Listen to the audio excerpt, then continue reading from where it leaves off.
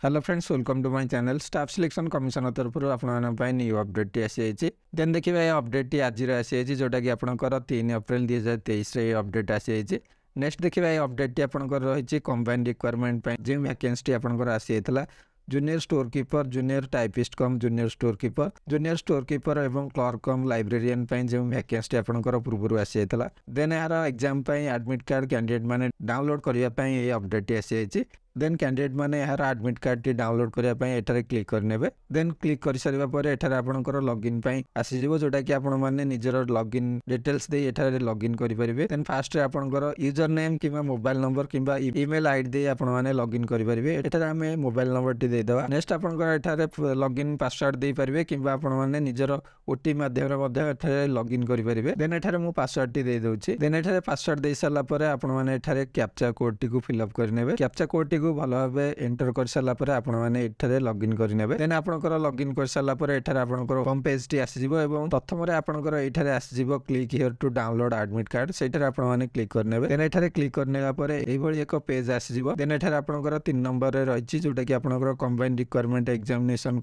आपने क्लिक करने निज निजर एडमिट कार्ड टी डाउनलोड करने यही भाव में जॉब अपडेट न्यूज पाइबा चैनल टी सब्सक्राइब करूँ। Thanks for watching this video.